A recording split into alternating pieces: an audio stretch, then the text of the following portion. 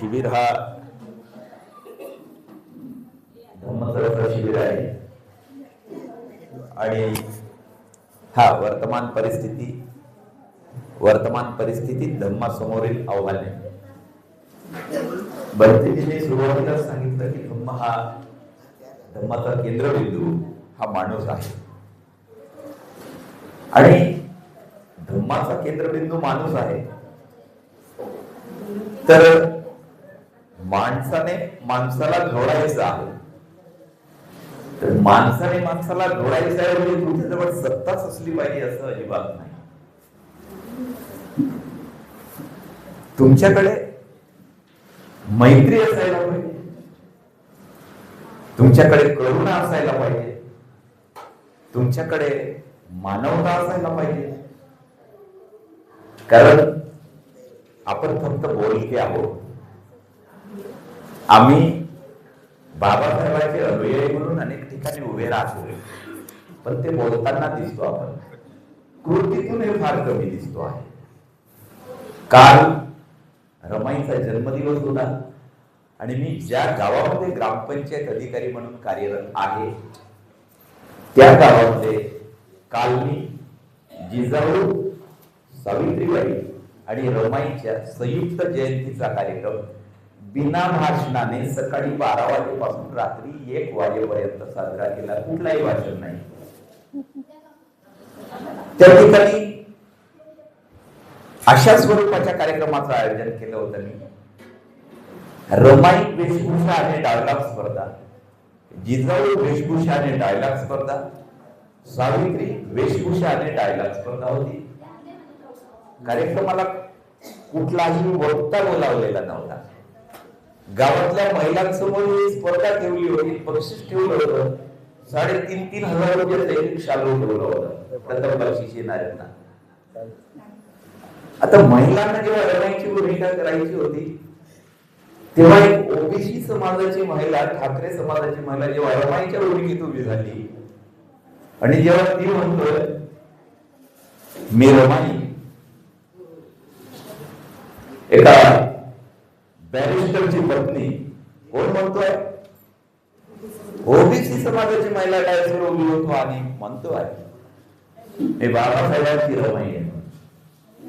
कोणत्या भाषणाने तुम्ही बदलत? अनेक भाषण देतो आपण.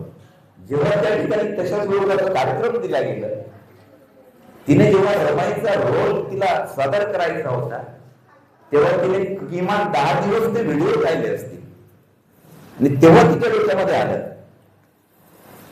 आम्हाला भाषण कमी करावे लागतील, मैत्री निर्माण करावी लागेल. कारण फर्स्ट टू मीट, लोकांकडे मैत्री घेऊन जा. त्याच्यात जर तुम्हाला लक्षात येईल ते लोक कोण आहेत, ते कसे आहेत, त्यांची गरज काय, त्यांना कशाची आवश्यकता आहे.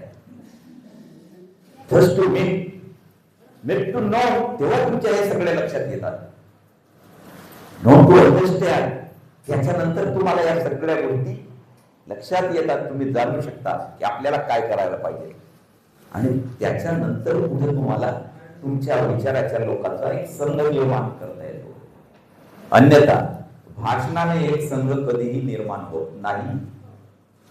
तुम्हाला जर हा धम्म पुढे न्यायचा असेल तर इतरांना बदलवण्यापेक्षा, समाजाला बदलवण्यापेक्षा आत्ताही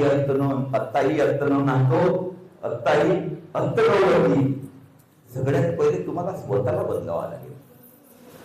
तुम्ही मुलांना कितीही सांगा की तू असं कर, तू तसं कर, तू हे करू नको, तू ते करू नकोस, मुलं हे ऐकत नाही. तुम्ही घरी कसे वागता, तुम्ही कशा पद्धतीचं आचरण घरी करता, त्याची कॉपी तुम्ही गेल्यानंतर तुमच्या मुलं करत असतात. आपण जर घरी असताना म्हणत असू, मला जर फोन आला आणि मी फोन रिसिव्ह केल्यानंतर मी जर माझ्या मुलीसमोर, माझ्या मुलासमोर म्हणत असेल नाही मी बाहेर गावी आहे तर मी आता काही बोलू शकत नाही, हे काय झालं? जर माझ्या वर्तनामध्ये असं जर चुकीचं बोलणं असेल आणि मी माझ्या मुलींना नेहमी सांगत असेल नेहमी खरं बोलावं, आचरणाने तुम्हाला पुढे जायचं आहे. म्हणजे बदल कशामध्ये घडवून आणायचा आहे? बदल स्वतःमध्ये घडवून आणा. आणि स्वतःमध्ये बदल घडवून आणण्यासाठी जे सक्षम लोक आहेत, जे समजदार लोक आहेत, तेवढ्याच लोकांची गरज आहे. संपूर्ण लोकांची गरज नाही. कारण संपूर्ण लोक या प्रक्रियेत येत नसतात. 150 करोड लोकसंख्या असलेल्या देशाचं संरक्षण करण्यासाठी किती लोकांवरती जिम्मेदारी आहे? सारेचे सारे लोक या देशाचं संरक्षण करतात का? ठरलेल्या लोकांनाच प्रशिक्षण दिल्या जातो. नागपुरात किंवा या वस्तीमध्ये कितीतरी लोकांचा समाज असेल, पण इथं किती लोक बसलेले आहेत? मोजके लोक बसलेले आहेत. आणि मोजक्याच लोकांनी हे शिकायचं असतो, मोजक्याच लोकांनी हे ट्रेनिंग घ्यायची असते. जर हे लोक स्वतःमध्ये मॅग्नेट पॉवर निर्माण करतील तर मॅग्नेटला लोखंडाकडे जावं लागतं की लोखंड मॅग्नेटकडे येतो? म्हणजे स्वतःमध्ये ती क्षमता निर्माण करा की सहजपणे समाज तुमच्याकडे आकर्षित होत राहील. म्हणून स्वतःला बदलवणं शिका. जर तुम्ही बदलले तर समाज बदलतो. आपण बदलत नाही. आणि वारंवार हा प्रश्न आमच्या समोर निर्माण केला जातो की समाज एक संघ येत नाही, समाज एक होत नाही, म्हणून आपण जिंकत नाही, म्हणून आपण हारतो. हा अजिबात प्रश्न नाही.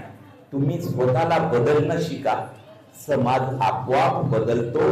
याला बाबासाहेब म्हणतात, किसी भी देश की अधिकांश जनता क्रियाशील जीवन व्यतीत नहीं करती, बल्कि वह पढ़े लिखे लोगों का अनुकरण और अनुसरण करती है. यहाँ ये लोग पढ़े लिखे लोग हैं, वो नहीं डिग्री लेके घर में सोए हैं, वो लोग पढ़े लिखे नहीं है. वो लोग पढ़े लिखे जिसको समाज की चिंता होती है. जर आपण हे समजलं तर आपण हा धर्म पुढे नेऊ शकतो आणि बाबासाहेब आंबेडकरांचं स्वप्न साकार करू शकतो. आपण अन्यथा केवळ भाषणबाजीमध्ये गेलो तर आपण बाबासाहेबांचं स्वप्न साकार करू शकत नाही. आणि कुठल्याही परिस्थितीमध्ये खचून जाण्याची गरज नाही. कुठलंही संकट येऊ द्या, कुठलीही परिस्थिती येऊ द्या, त्या काळामध्ये जर बाबासाहेब करू शकतात, ज्या काळात राहायला घर नाही तेव्हा बाबासाहेब म्हणू शकतात की तुम्हाला या देशात मालक व्हायचं आहे. ज्या काळात आमच्याकडे सायकल नव्हती, मोबाईल नव्हतं, तेव्हा कांशीरामजी म्हणतात इस देश में हमको पीएम बनना है, सीएम बनना है, डीएम बनना है. आज हमारे पास में हर चीज है. आणि म्हणतो एकही नगरसेवक निवडून येत नाही. खचण्याची गरज नाही, घाबरण्याची गरज नाही. तुम्ही स्वतःमध्ये या मनाला स्ट्रॉंग करा, या मनाला तयार करा. तुमच्या मनाने जर ठरवलं की या देशात आम्हाला मालकच व्हायचं आहे, तुम्ही मालकच होणार.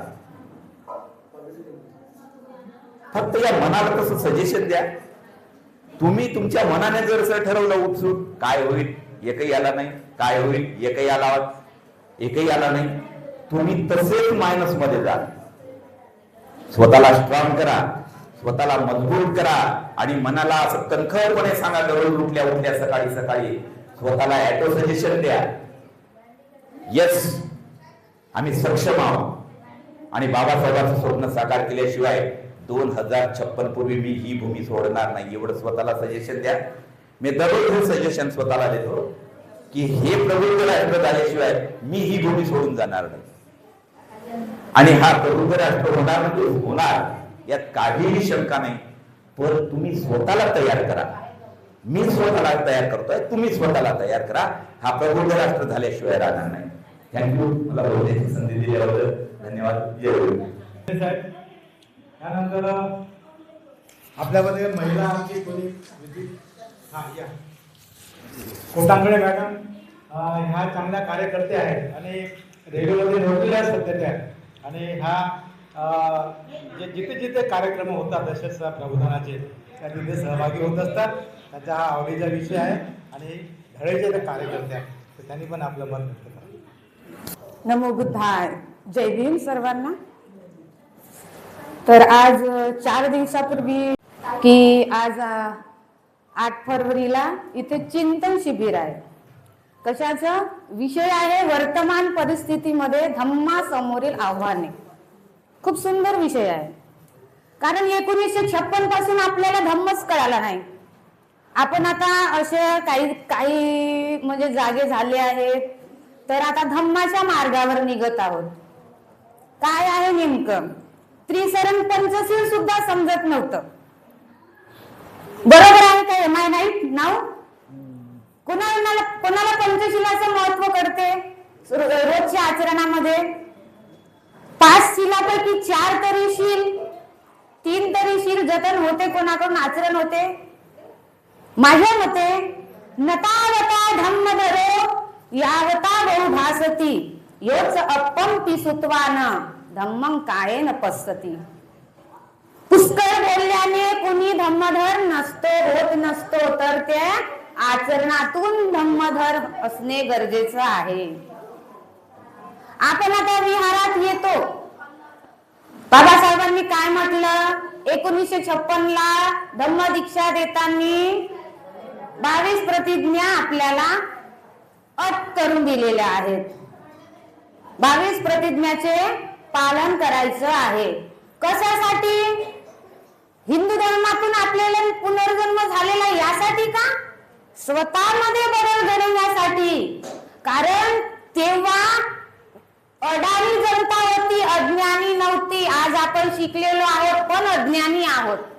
शिक्षण पुरतं स्वतःपुरतं घेतलेला. बाबासाहेबांनी जेव्हा घरही बनलेलं नव्हतं, आपण वाळीत टाकलेलो होतो. कितीतरी वर्षानुवर्षे गावाच्या वेशीच्या बाहेर राहत होतो. तेव्हा बाबासाहेबांनी आपल्याला म्हटलं होतं की जा तुम्ही आपल्या घराच्या भिंतीवर लिहून ठेवा, मला या देशाची शासनकर्ती जमात व्हायचं आहे.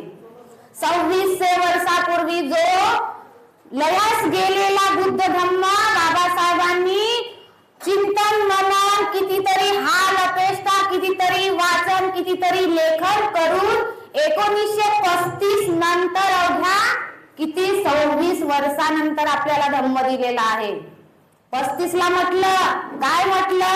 मी हिंदू धर्मात जन्माला आलो असलो तरी हिंदू धर्मात मरणार नाही, पण बुद्ध धम्म स्वीकारणार असं कोणी म्हटलं का बाबासाहेबांनी? नाही म्हटलं. त्यांनी चिंतन मनन केलं, सगळ्या धर्माचा अभ्यास केला. बुद्ध धर्म नाही किंवा रिलिजन नाही, तर ती जीवन जगण्याची कला आहे. माणसांनी मेंढरासारखं कुत्र्यासारखं जीवन जगू नये, तर शेळीसारखं 100 दिवस जीवन न जगता एकच दिवस सिंहासारखं जगायचं. कारण सिंह हा जंगलाचा राजा, त्याला सगळे भीतात. तो कायमे जरी लहान असला, हत्तीला वय किती असते? हत्तीमध्ये 10 सिंह नव्हतील इतकं तो देहाने प्रचंड असतो. पण जरी त्याच्या कानात जरी एका मुंगीने चावा घेतला तर हत्ती पिसाळून जातो. बुद्ध धम्म इथे मी सांगणार यासाठी नाही, कारण तुम्ही मला माहित आहे धम्मिक आहात. इथे धम्माच्या आचरणासाठी, धम्म श्रवण करण्यासाठी एकत्रित होत असालच, कारण हे केंद्रस्थान आहे. पण नागपूर ही आपली कर्मभूमी आहे. नागपूरच्या नावाने संपूर्ण ह्या भारत देशाला असा थरकाप सुटला पाहिजे का? कारण अशा ऐऱ्या गैऱ्याची ती हिंमत नाही नागपूर सारख्या भूमीवर येऊन धम्म दीक्षा आणि सामान्य माणसाला बुद्ध हाच धम्म देण्याची. बाबासाहेबांचा गाजावाजा संपूर्ण जगामध्ये होतो. ज्या इटलीमध्ये बाबासाहेबांचं कार्य पोहोचत आहे, तिथला छोटासा समुदाय हा बाबासाहेबांना आपल्या म्हणजे आचरणाचा केंद्रबिंदू मानतो. माझा उन्नतीचा जो केंद्र आहे तो B.R. Ambedkar from India nation मधून आलेलं B.R. आंबेडकर हे आहे. ते आदर्श व्यक्तिमत्व आहे. तुम्ही जगदीश ओळांचं जग बदलणारा बाप माणूस वाचन करा आणि स्वतः जे काही आहेत हेले दावेस घरातील आदरणीय भंतेजींनी, धम्म सारथी भंतेजी, खूप सुंदर मोलाचे मार्गदर्शन तुमचं केलं आहे. प्रवचन नाही, प्रबोधन, प्रवचन नाही, टाळ्या वाजवतात, भजन करतात ते प्रवचन असते. भंतेजींनी प्रवचन द्यायचं नाही. आता ते दिवस निघून गेले. किती दिवस तुम्ही धर्म शिकणार वा? किती दिवस धर्म शिकण्याची वेळ आहे का? नाही. भारतातील महान असा ग्रंथ संविधान आहे, प्रत्येकाच्या घराघरात आहे. मी इथे बहुसंख्य मला फक्त अगो 50 दिसत आहेत. 50च्या आय एम नाव 40 इयर्स. माझ्यासारख्याची गरज आहे इथे. हे चिंतन नंतर वर्तमान परिस्थिती धम्मासमोरील आव्हाने, तुम्हाला बोलण्याचीच मुभा नसेल, धम्माचा प्रसार करण्याचीच मुभा नसेल, तर तुम्ही धम्मासमोरील जे आव्हान आहेत त्यांना परिस्थिती फेस कसे कराल? तुम्ही फेस करू शकता? माझ्या आजी लोकांमध्ये धम्म कळला, ठीक आहे, त्यांनी शिलाचं पालन केलं. इथे येतात, वंदना करतात, त्रिसरण पंचशील, भीमस्मरण, भीमस्तुती करतात, त्रिरत्न वंदना घेतात, कुणाला महामंगल सूक्त येते, सगळ्या गाथा येतात. पण नतावता धम्मधरो यावता बहुभासती. आचरण करा घरामध्ये. इथं तुम्ही भंतेजींचं प्रबोधन त्यांच्याकडून आत्मसात करता. घरी जाऊन काय हो सुनबाई, वाचतच आहेस, वाचन करतच आहेस. माझी मुलगी आता केव्हाची अभ्यास करत आहे, ती थकली असेल कॉलेजमधून येऊन, पण ती तर स्त्रीच आहे ना तुमच्यासारखी. कधीतरी एका तरी वेळेस सुनेनी सासूला आईच्या सारखे एखाद्या वेळेस थोडीशी वागणूक करा. आई घ्या ना चहा. साखर बरोबर आहे का असं तरी विचारा. बरोबर साखर आहे का? मी विचारते कारण मला जेव्हा नवचेतना झाली ना, मला बाबासाहेब आणि गौतम बुद्धच माहित नव्हते. पण नागपूरमध्ये जेव्हा आली, मला चेतना जागृत झाली, तेव्हा मी धम्माला एका साईडला टाकलं. कारण मी धम्म कळायला जर आता सुरुवात केली तर अख्खे 10 वर्ष निघून जातील हो भंतेजी माझे. मग मी या समाजासाठी कार्य केव्हा करू? ह्या नागपूर सारखी कर्मभूमी असलेल्या सगळी अनास्था झालेली आहे धम्माबद्दल. तिकडे जा, 8 दिवस धम्मज्योत होते बाबासाहेबांच्या जयंतीला, नाच गाणे होतात, 2 दिवस बाबासाहेबांचे गाणे वाजतात, बुद्धांचे, रमाईच्या, ते कडूबाई खरात पक्क्या प्रसिद्ध झालेल्या आहे. दुसरीला लात मारली, ती समोर निघाली गावातली फक्त गाण्यांनी. गाणे वाजण्यात अर्थ नाही आहे. उपक्रम घ्या. आदरणीय सरांनी आताच म्हटलं की उपक्रमातून, कृतीतून धम्म कळवा लोकांना. तिथे पिक्चरचे गाणे. मी गेली इंदोरा मैदानावर, मी कुठलीही असो, माझा संडे घरी कधी मी आराम करत नसते. 6 दिवस ड्युटी करते रेल्वेची. 7व्या दिवशी सरांना माहित आहे कुठे नाही कुठे सर मी मीटिंग भंतेची मी आयोजन करते.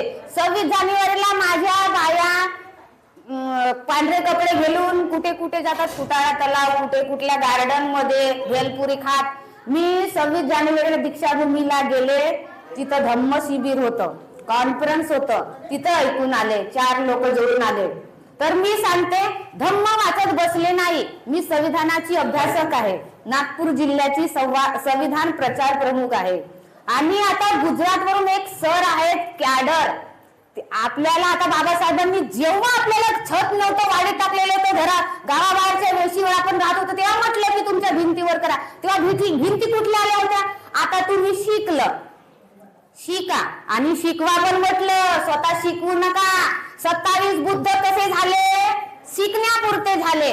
सम्यक संबुद्ध 28 त्यांनी शिकवलं तत्वज्ञान लोकांनी. अहो वज्जी सारखे लोक माहित असेल, सगळ्यांनी बुद्ध धम्म वाचन केलं असेल.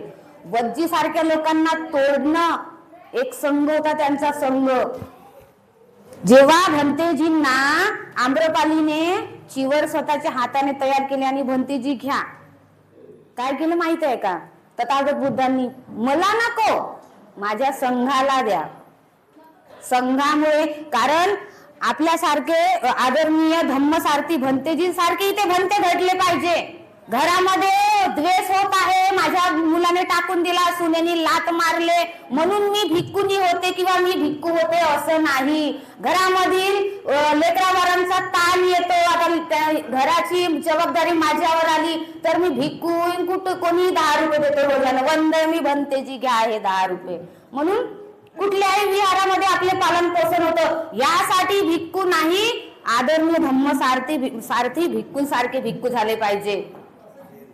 माणूस हा सर्वात बुद्धिमान प्राणी आहे या जगामध्ये. आपण जनावरांमध्ये येतो का? मनुष्यामध्ये येतो चेतना दिलेल्या. आपण प्रज्ञावान असलो पाहिजे. काय खोटं काय खरं याची आपल्याला जाणीव झाली पाहिजे. तथागत बुद्धांनी संघ दिला आपल्यासाठी, सगळीकडे पेरवला जम्बूद्वीपामध्ये. आज out of India Buddha Dhamma कसे आपापल्या तो मार्गाने ते लोक बुद्ध धर्माचे पालन पोषण म्हणजे करतात आपल्या घरी. पण आपल्या भारतामध्ये 2600 वर्षापूर्वी जो लयास गेलेला बुद्ध धम्म बाबासाहेबांनी दिलेला आहे, संघ दिला आहे, त्यांनी आत्मसात केली, संघ निर्माण केले, लोकांना आमिष दाखविले. आपल्यामध्ये आमिष नाही आहे, कारण इथली सभा आहे ते कुठले आमिष दाखवून सभा निर्माण नाही होत. आपण अंधश्रद्धेकडे गेलो आहोत. आस्था बाबासाहेबांच्या प्रती भंतेजींची एक सुंदर गोष्ट मला खूपच भावली. जिथे बाबासाहेब नाही, बाबासाहेबांचा नाव नाही, तिथे कुठलाही भिक्खू वर नाही. कारण आज बाबासाहेबांनी कितीतरी हाल अपेष्टा सोसल्या. माई लोकांना कुणाला वाचताही नाही आलं असतील, त्यांना फार कमी बाबासाहेब माहित असतील, पण अडाणी असून त्या बोट घेऊन जाणारे आहेत. कारण त्यांना माहित आहे भिक्खू माझं काही वाईट करणार नाही, त्यांच्या मागे मागे जाईन मी, चांगलंच होईल, मला चांगलाच मार्ग तिथे मिळेल. तुम्हाला आता दशा आणि दिशा ठरवायची आहे. माता यांनी आता समाज परिवर्तन होणार नाही, ते धम्माचे पालन करतात. घरच्या जर इथे 10 माझ्या आजी असतील ना, जर दोन्ही आजी आपल्या घरांमध्ये एखादा नातू तयार केला, झालं समाज परिवर्तन. मी छोटीशी गोष्ट बोलते आणि आपलं संपवते. मला पण जायचं आहे धरण आंदोलन मध्ये सर तिकडे. बघा, एखाद्या रस्त्याने भीक मागतो, त्या भिकाऱ्याची तेव्हापुरती त्याला 10 रुपये किंवा 5 रुपये मदत केली तर ती फक्त आता मदत होईल. आणि त्या भिकाऱ्याने नेहमीसाठी भीकच मागू नये अशी काही तजवीज केली तर ते समाज परिवर्तन आहे. बरोबर? ते समाज परिवर्तन आहे. आणि हे समाज परिवर्तन बाबासाहेबांनी घडून दिलं आहे.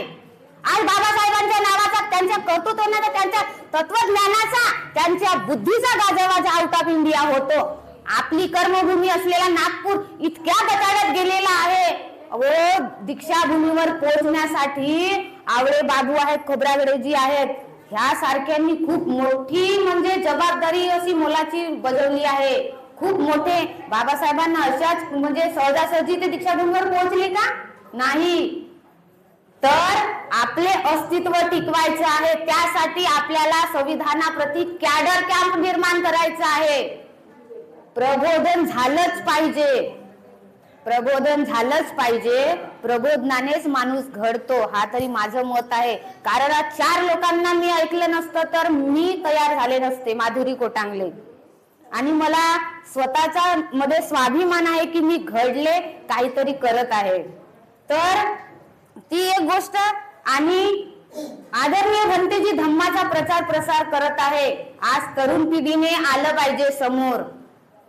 आमच्या आजी लोकांनी काही होणार नाही. कुणाला गुडघ्याचा त्रास आहे, कुणाला शुगरचा त्रास आहे, कुणाला कुठल्या ना कुठल्या वृद्धापकाळामध्ये व्याधी होतात.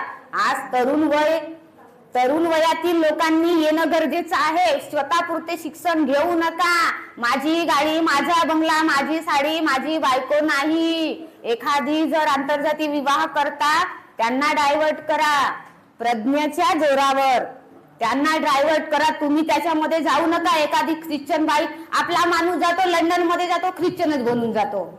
आपला माणूस उच्च शिक्षित होता, अमेरिकेमध्ये जातो, कुणी मोमेडियनच बनून जातो. मग कुणी ब्राह्मणाला बाबासाहेबांनी विरोध कधी केला का? कारण बाबासाहेबांचे साथी ब्राह्मण लोक होते. ब्राह्मणवादी विचारधारेला विरोध बाबासाहेबांनी केला. एका कुठल्याही व्यक्तीला बाबासाहेबांनी विरोध केला नाही, त्यांच्या वागणुकीला, वर्तणुकीला केलं. आमच्या माता रमाईंनी खूप मोठा त्याग केलेला आहे. घरामध्ये नवऱ्याने एखाद दिवस जर 500 रुपयाच्या ऐवजी 200 रुपयाची साडी आणली, तुम्ही नवऱ्याला बोलू नका. एखादा कमी दागिना असेल शरीरावर तरीही बोलू नका. आज गोल्ड प्लेट वाले मिळतात, भरपूर घाला, काही फरक नाही पडत. छोटासा दागिना घाला, सौंदर्य आपल्या विचारात असलं पाहिजे, देखण्यामध्ये असलं पाहिजे का नाही? तुम्ही पहा, गजगजून निरनिराळ्या रंगाच्या साड्या घालता, आता तुम्ही शुभ्र वस्त्रामध्ये किती सुंदर दिसता हो, खरंच सुंदर दिसता. तुमच्या शुभ्र वस्त्रामध्ये इतकं तेज आहे ना चेहऱ्यावर, ते तेज कुठल्याही वस्त्रामध्ये येत नाही. मन सुंदर. आणि संविधानाप्रती जागृत व्हा. प्रत्येकाच्या घरामध्ये संविधान आता खूप कमी किमतीला झालेलं आहे. 100 रुपयाला संविधान मिळते. एक एक कलम जाणून घ्या. रस्त्याने जरा जाणारी एक वृद्धा स्त्री जरी असेल, तिच्या अस्तित्वाचं, तिच्या स्वातंत्र्याचं तिथे नमूद आहे. प्रत्येक माणसाला मी इथे उभी आहे, बोलत आहे, हे सुद्धा स्वातंत्र्य संविधानामध्ये नमूद आहे. आणि ज्यांना ज्यांना कळले असेल आदरणीय तुम्ही समाज कार्य करता, बूथ बांधणीवर विचार मंथन करा, बूथ बांधणी करा आपापल्या एरियामध्ये. आपण विस्कटलो, सगळ्यांनी चिंतन मनन केलं, 4 दिवसात सगळ्यांना कळलं की आपण का बरं फुटलेलो नाही. या नागपुरामध्ये कुणाची हिंमत नव्हती की इथं कोणी दुसरा आलेला पाहिजे सत्तेवर.